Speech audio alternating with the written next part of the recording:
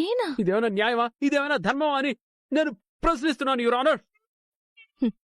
సచ్చినోడా, నువ్వే కావాలని నేను నీ మీద పడేలా చీరలాగి ఇప్పుడు మళ్ళీ నన్నే అంటున్నావా?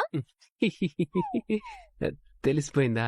ఒరే, నువ్వసలు హెల్ప్ చేయడానికి వచ్చావా లేదంటే రొమాన్స్ చేయడానికి వచ్చావా? రెండు. పైకేమో స్వాతి ముత్యంలా అమాయకుల్లా ఉంటావు, కాని లోపల మాత్రం మన్మధరాజా వేషాలు చాలా ఉన్నాయిరా నీలో.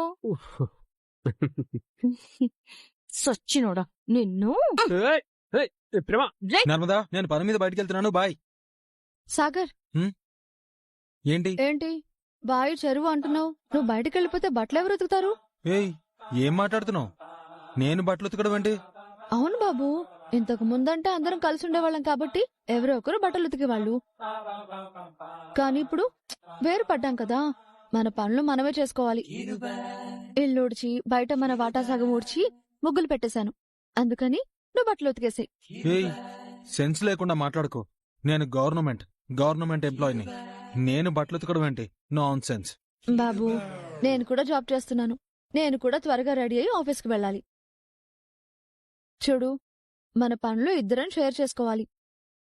పోనీ ఈ పనులు చేయడానికి నీకంత నామూషి అయితే నీ ప్రెస్టేజీ దెబ్బతింటుందంటే చెప్పు, నేను జాబ్ మానేసి ఇంటి పనులు చేస్తాను.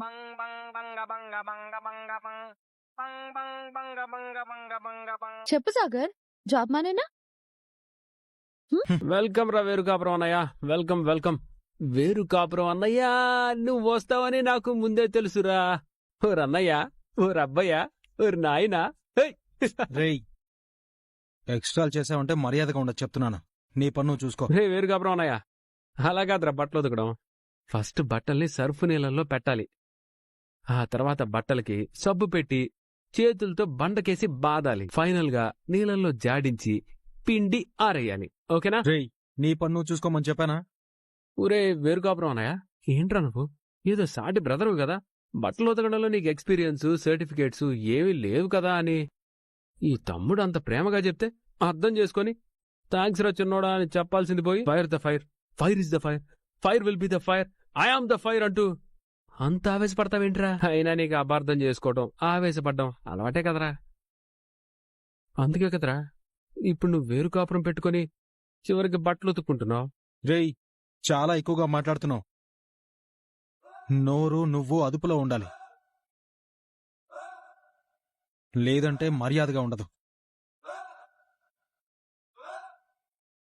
అయ్యయ్యో అయ్యయ్యో, ఓరి నాయనో, ఓరి దేవుడో, మా వేరుకాపురం అన్నయ్యకి ఇంత కష్టం పెట్టావేంట్రా దేవుడా. ఇంతకుముందు ఇంట్లో పని ఒక్కడు కూడా ముట్టుకునేవాడే కాదు. ఇన్షర్ట్ చేసుకుని షర్టు నలగకుండా చెమట పట్టకుండా పిల్ల జమీందారులా ఉండేవాడు.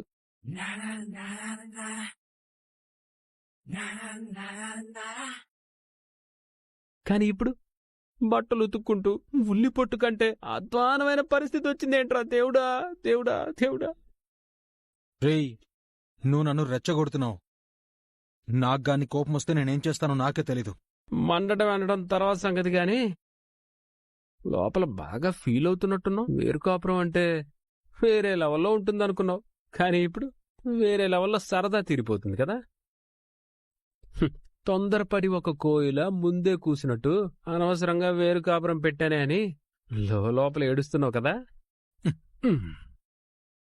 ఎగ్జామ్ అయిపోయిన తర్వాత ఎగ్జామ్ హాల్కి వచ్చినట్టు ఇప్పుడు బాధపడి ఏం ప్రయోజనం లేదు ధీరజ్. మావయ్య గారి కాళ్ళు పట్టుకుంటే తప్ప నట్టింట్లో గీతా చెరపలేరు. మీ అన్నయ్యకి ఇలా బట్టలు ఉతికే బాధ తప్పదు. నేనంటే అందరికీ వెటకారం అయిపోయింది, వెటకారం. మీ అన్నయ్య గారికి పనులు చేతనవవు కాని పౌరుషం మాత్రం బస్తాలు బస్తాలుంటుంది. వస్తాడు వదినా. ఈ పనులన్నీ చేయలేక మా అన్నయ్య దెబ్బకి దారిలోకి వస్తాడు, చూస్తూ ఉండు. ఇడ్లీ కూడా తినలుడు తిను. మీ నాన్న నీకు ఆస్తిలో వాటా రాసించేంత వరకు నువ్వు అస్సలు తగ్గొద్దలుడు. ఎందుకు పంతం దిగిరాడో, ఎందుకు ఆస్తి రాసేవాడో నేను చూస్తాను. రామ్మ నర్మదా, రా, నీకోసమే చూస్తున్నాను, కూర్చో. ఈ మర్యాదలేం అక్కర్లేదులే కాని ఎందుకు అర్జెంటుగా రమ్మని పిలిచారో అది చెప్పండి. ముందు కూర్చోమ్మా, తర్వాత మాట్లాడుకుందాం. ఏం అక్కర్లేదు. మీరేం మాట్లాడాలని ఇక్కడికి పిలిచారో నాకు బాగా అర్థమైంది. ఏంటి సాగర్, నీ పుట్టింట్లో తిండి సహించట్లేదా? నీ బుర్రలోకి కొత్త కొత్త ఆలోచనలు రావడం మాత్రమే కాదు, ఇలా అత్తారింటికొచ్చి తిండి తినే కొత్త అలవాట్లు కూడా నేర్చుకున్నావన్నమాట. చూసారా మావయ్య, మీ అమ్మాయి నన్ను ఎలా అవమానిస్తుందో చూసారా? ఈ విషయంలోనే కాదు, ప్రతి విషయంలో నాకు నా మాటకు వ్యతిరేకంగానే మాట్లాడుతుంది. భార్యగా నువ్వు నీ భర్త మాట వినాలి, అతను చెప్పిన దారిలో నడవాలి. అది వదిలేసి మీ ఆయనకు వ్యతిరేకంగా ఎందుకు నడుస్తున్నావు? అతని ఆలోచన కరెక్ట్గా ఉంటే, అతను నడుస్తున్నది కరెక్ట్ దారి అయితే భర్తని గౌరవించి తప్పకుండా నడుస్తాను. కాని ఇంటిని 2 ముక్కలు చేసి కన్న వాళ్ళని బాధ పెడుతున్నాడు. మొన్నటి వరకు ఇంట్లో నుంచి వెళ్లిపోదాం అన్నాడు. ఇప్పుడు ఆస్తిలో వాటా కావాలని గొడవ పెట్టుకుంటున్నాడు. అల్లుడు మాట్లాడిన దానిలో తప్పేముంది? అతనికి ఆస్తిలో హక్కు ఉంది కాబట్టి వాటా అడిగాడు. ఇంట్లో గౌరవం లేదు కాబట్టి బయటికి వెళ్లి గౌరవంగా బ్రతకాలనుకుంటున్నాడు. దాన్ని నువ్వు భార్యగా అర్థం చేసుకోలేకపోతున్నావు చూడు. అంతకంటే మూర్ఖత్వం మరొకటి లేదు. అసలు ఈ గొడవలన్నింటికీ ఒక రకంగా మీరే కారణం నాన్న. మా అత్తామామలు నన్ను కన్న బిడ్డలా చూసుకుంటున్నారు, కాని మీరు మాత్రం వాళ్ళకి వాళ్ళ కొడుక్కి మధ్య మంట పెట్టి కన్న వాళ్ళని కొడుక్కి దూరం చేయాలని చూస్తున్నారు. కాదు, మనం బావుండాలి, బాగా బ్రతకాలని కోరుకుంటున్నారు. చూడు సాగర్, నువ్వు మంచేదో చెడేదో తెలుసుకోకుండా మా నాన్న మాటలు గుడ్డిగా నమ్మినంతకాలం నువ్వు బాగుపడటం బాగుండటం కాదు కదా. ప్రతిసారి ఎదురు దెబ్బ తింటూనే ఉంటావు, అది గుర్తుపెట్టుకో. ఎలా బాగుపడాలో నాకు తెలుసు. మావయ్య, చూశారు కదా మీ అమ్మాయి మొండి వాదన. మీ అమ్మాయికి కాస్త అర్థమయ్యేలా చెప్పి పంపండి. నర్మదా, నువ్వు బొత్తిగా కామన్ సెన్స్ లేకుండా ప్రవర్తిస్తున్నావేంటి? ఈ మధ్యకాలంలో అందరూ వేరే కాపురాలు పెడుతున్నారు, డబ్బులు సంపాదించుకుని వాళ్ళ జీవితాలు వాళ్ళు బ్రతుకుతున్నారు. నీకు మీ ఆయనకి గవర్నమెంట్ జాబు, పైగా అల్లుడు కూడా మన వైపే ఉన్నాడు.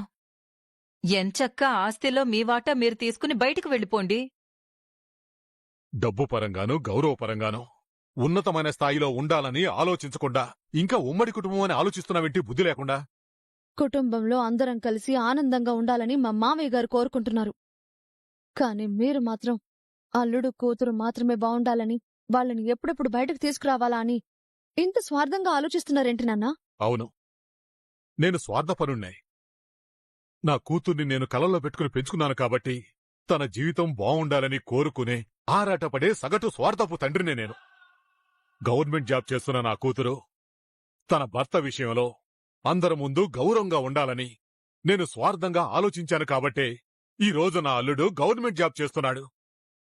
నువ్వు నీ జీవితాన్ని ఆనందంగా తీర్చిదిద్దుకోవటం కోసం, నువ్వు నీ భర్త హుందాగా బతకటం కోసం నువ్వు నాకు సహకరించాలి. మీ నాన్న చెప్పింది నువ్వు వినాలి. కాని ఆ రోజు భాగ్యం వాళ్ళు వచ్చి నా కళ్ళు తెరిపించారు. అందుకే ఆస్తిలో చిల్లిగవ్వ కూడా ఇవ్వకుండా మిమ్మల్ని ఇంట్లోంచి గెంటేయాలనుకున్న రామరాజుకి చెక్ పెట్టాను. ఈ రోజు నీకు అర్థం కాకపోవచ్చు గాని ఏదో ఒకరోజు కూతురు జీవితం కోసం నువ్వు చేసింది కరెక్ట్ నాన్న అని నీ అంతటా నువ్వే అంటావు. అది ఈ జన్మలో జరగదులే కాన్నన్నా. ఆ రోజు భాగ్యం వాళ్ళు మీకేం చెప్పారు? అది నీకు అనవసరం. నువ్వు వేరే కాపురం పెట్టు, త్వరలోనే ఆస్తిలో వాటా తీసుకుని బయటకు వచ్చి ఆనందంగా ఉండేలా చూసుకోండి. నర్మదా, ఎందుకే ఈ గొడవలు? మగాళ్లు చెప్పినట్టు వినడం తప్ప మనమేం చేయలేము. అది మీ కాలంలో అమ్మా. మీ ఆయన తప్పుగా చెప్తుంటే నువ్వు తప్పు అని చెప్పలేకపోవచ్చు. కాని నేను మా ఆయనకి తప్పు అని చెప్పడం మాత్రమే కాదు, ఆ తప్పుని సరిదిద్ది మా ఆయన్ని దారిలోకొచ్చేలా చేస్తాను.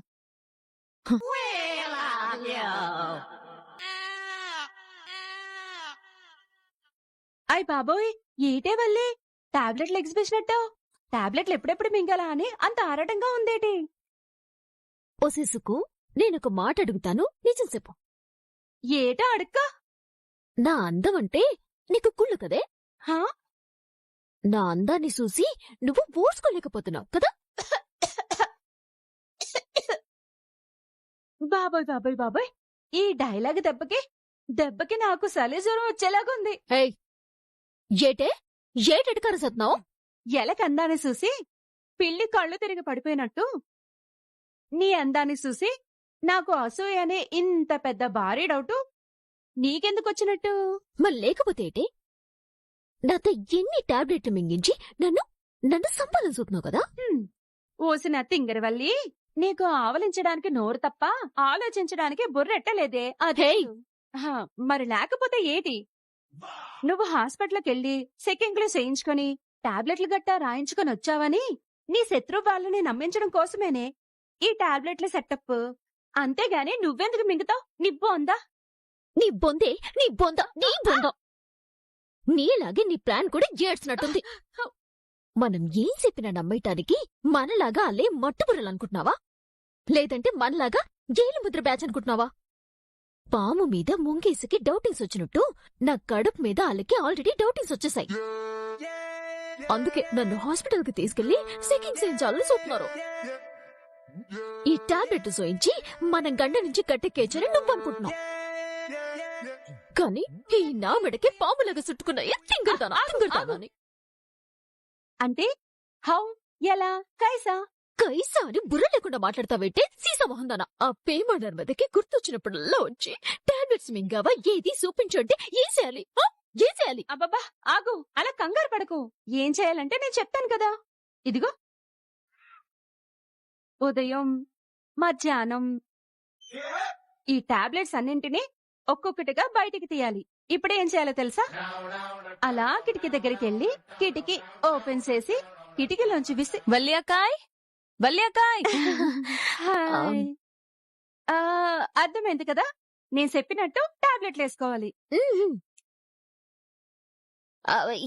ఏడ్సిల్లాయ్ ఇట వచ్చావు? నువ్వు కడుపుతో ఉన్నావు కదా కాయ్, ఒక కన్నేసుంచాలి కదా. నువ్వు జాగ్రత్తగా ఉంటున్నావో లేదోనని. నువ్వు భలే ఉన్నావు సెల్లాయ్. జాగ్రత్తకే జాగ్రత్త నేర్పేలా ఉన్నాను తెలుసా? అయ్ బాబోయ్, అవును, ఇందాకేంటి కిటికీలో నుంచి ఏదో విసిరేయాలి అంటున్నారు? ఆహా, అది కిటికీలోంచి ఇసిరి కాదు, ఇసునికర్రా. ఇసునికర్ర తీసుకొచ్చి ఇసర్నా అని అడుగుతున్నాను. నువ్వేంటి ఇందాకటి నుంచి చేతిని వెనక నుంచి తీయట్లేదు? అబ్బే ఏం లేదే, ఊరికే స్టైల్ కోసం ఎట్టుకున్నాను. నువ్వు బల్లి కంటే పెద్ద కంత్రివని నాకు తెలుసు. నిన్నంత తేలిగ్గా నమ్మడానికి వీల్లేదు. తీ, బయటికి తీ.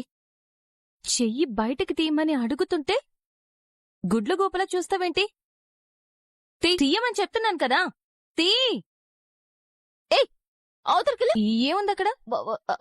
బల్లి బల్లేది? పోయింది, వెళ్ళిపోయింది. వెళ్ళమని చెప్పాను కదా, వెళ్ళిపోయింది. ఈ బల్లి దగ్గరికి వచ్చే ధైర్యం చేస్తాయా బల్లులు? ఇదిగో సెల్లాయ్, ఈ ఎడుకరాలే వద్దు. సుక్కు చేతిలో ఏదో ఉందని డౌటింగ్ పడ్డావు కదా, చూసుకో, దాని చేతులు చూసుకో. చూడు.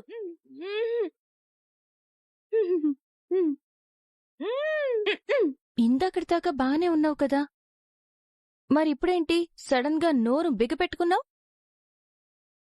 ఏముంది నీ నోట్లో? ఏముంది నీ నోట్లో? నోరు తెరువు, తెరువు. నోరు తెరుస్తావా లేదా? నోరు తెరుస్తావా లేదా? చెప్పు, చెప్పు.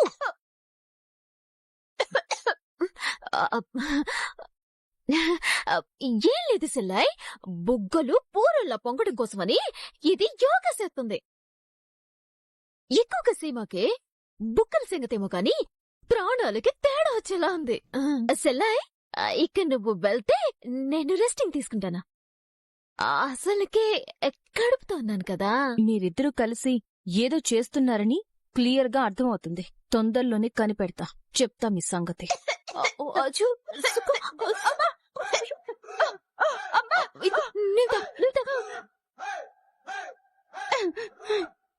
అమ్మా, అమ్మా. ఒసేయ్, నీ కడుపు నా సాగుకొచ్చిందే. నాతో ఇన్ని టాబ్లెట్లు మింగించి చచ్చావు. ఏదైనా తేడా కొట్టి నేను పోతే? నా కడుపును చూసుకోటానికి వచ్చానని కోతలు కోసావు కదే, పోయినా పర్లేదులే, చరిత్రలో మిగిలిపోతావు. హే, రోజ్ రోజ్ రోజ్ రోజ్ రోజా పువ్వా, పువ్వా పువ్వా, నవ్వే నువ్వా, రోజు రోజు రోజు రోజు పూసే పువ్వా, నా భాగ్యం. ఏమండి అడిగారండి, ఇడ్లీ పిండికి తెలియకుండా పునుగులేసినట్టు మీరు మామూలు కాదండి బాబు. ఇంతకు ముందు ఆ నర్మదా మన అమ్మడి మీదికి పగబట్టల కోళ్ళ దూసుకొచ్చేది. కాని ఆ ఇంటిని 2 ముక్కలు చేసేసి నర్మదని బెండు తీసిన ఆటగాళ్లా కూర్చోబెట్టేశారండి బాబు. ఇక నర్మదా ఆ బాధలో ఏడుపులో ఉంటదే తప్ప మన అమ్మడేపు గాని మానేపు గాని కన్నెత్తి కూడా చూడదు. మన అమ్మడ కడుపు అబద్ధమని బయటడుద్దేమోనని మనమేక అస్సలు భయపడాల్సిన అవసరమే లేదు. ఆ భాగ్యం. రోజ్ రోజ్ రోజ్ రోజ్ రోజా పువ్వా.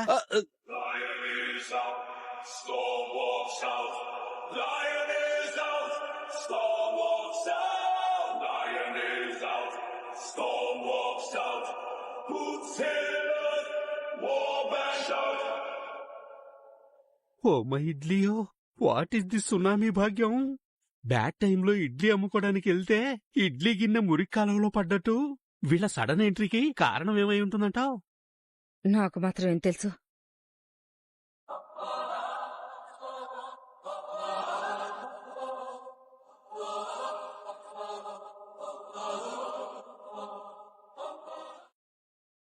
ఏ, ఏటి ముగ్గురు ఇట కట్టకట్టుకుని వచ్చారు? ఏయ్ ఆ, ఆ. నువ్వసలు మనిషివేనా? ఛీ! నీ మీద చెయ్యెత్తాలంటేనే అసహ్యంగా ఉంది. మీరు మారతారు మారతారు అని ప్రతిసారి మీకు అవకాశం ఇస్తూనే వచ్చాం. కాని మీ బుద్ధి కుక్కతోక కంటే వంకరని ప్రతిసారి నిరూపిస్తూనే ఉంటారు. మిమ్మల్ని కొట్టి కొట్టి మాకు చిరాకు అసహ్యం వస్తున్నాయి తప్ప మీకు బుద్ధి రావట్లేదు, సిగ్గు అంతకన్నా రావట్లేదు. మీ గారాల కూతుర్ని ఇంటికి రానివ్వడం చందుబావకి అస్సలు ఇష్టం లేదు. కడుపుతో ఉన్నాను, నన్ను అత్తారింటికి తీసుకువెళ్ళకపోతే నాకు చావే గతి అని నీ కూతురు చందుబావని కాళ్లు పట్టుకుని బ్రతిలాడినా సరే చందుబావ కనుకరించలేదు, ఇంటికి తీసుకెళ్లడానికి ఒప్పుకోలేదు. కాని కడుపుతో ఉన్న ఆడపిల్ల కంటతడి పెట్టుకుని కుమిలిపోకూడదని, మా అక్కలాంటి నీ కూతురు కాపురం కూలిపోకూడదని జాలిపడి చందుబావని బ్రతిమలాడి ఒప్పించాం. మీరు చేసిన పాపాల గురించి, మోసాల గురించి, మీ నిజస్వరూపం గురించి మావయ్య గారికి చెప్పకుండా మీ కూతుర్ని ఇంటికి తీసుకెళ్ళాం. అందుకు కృతజ్ఞత లేకపోగా కూతురు కాపురం నిలబడినందుకు ఒళ్ళు దగ్గర పెట్టుకుని బుద్ధిగా ఉండాలని సిగ్గు లేకపోగా ఇంకో కుట్రకి తెరపరుస్తావా?